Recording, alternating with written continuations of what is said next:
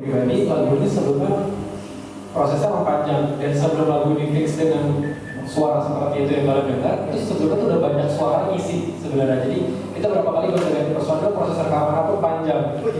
Itu ada suara sebelum kita ada yang pernah isi suara itu, akhirnya dia nggak jadi, suara di take out, terus diganti suara siapa. Jadi memang prosesnya panjang sampai jadi lagu cukup sudah. Dan tekanan lebih buat kita adalah kita waktu rekaman sama waktu latihan dansa itu benar-benar keras banget. Rekaman tuh kita di push limit kita di sini, kita disuruh lebih tinggi lagi.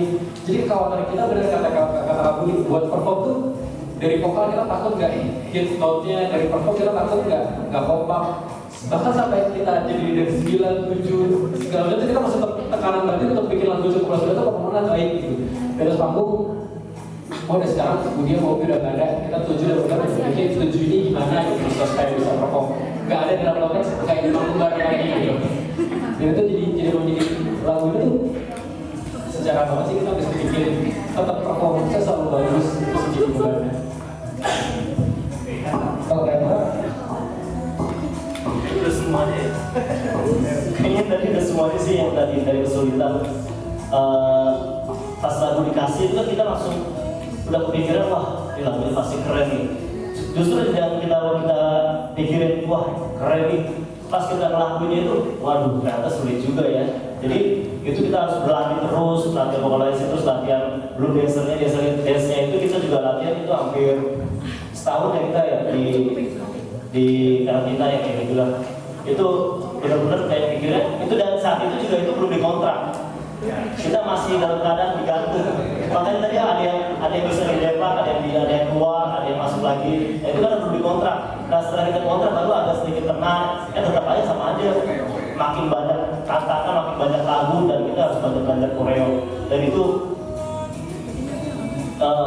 menantang banget sih yang pasti. Gitu. Udah ya, Kalau aku pribadi, udah prosesnya tuh udah kalau boleh cerita, ada yang masuk, ada yang keluar, terus kayak misalkan kayak kami sama Kak Bobi itu kloter terakhir sebenarnya dari Exonan. Dia datang dia kloter terakhir, dia di audisi itu mungkin kalian pernah ada yang tahu sampai sekarang, dan si Kaleo Konsul ya, Kaleo Konsul yang sering itu, nah itu tadi Exonan ya. MC di acara yang yang itu juga Exonan tadi ya, sama siapa? Oh sama ya, sama Rian P.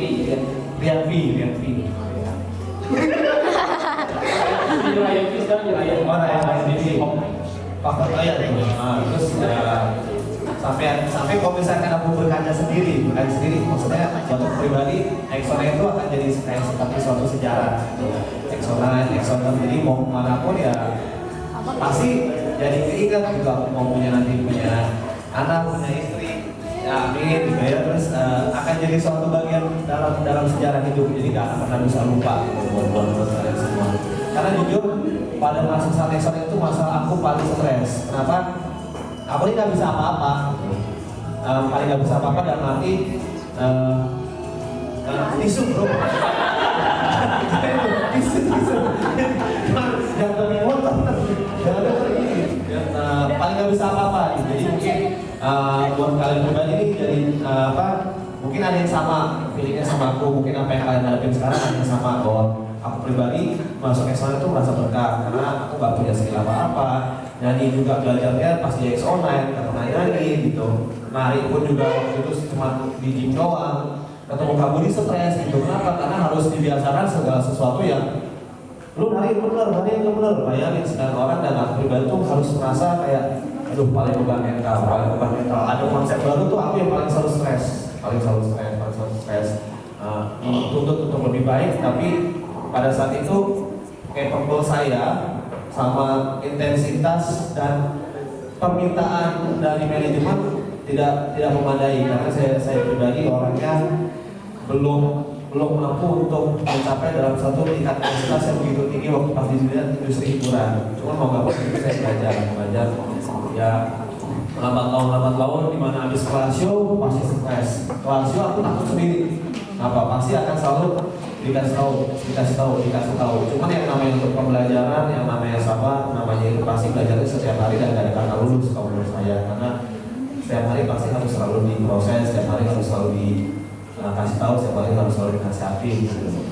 Tapi sebenarnya miring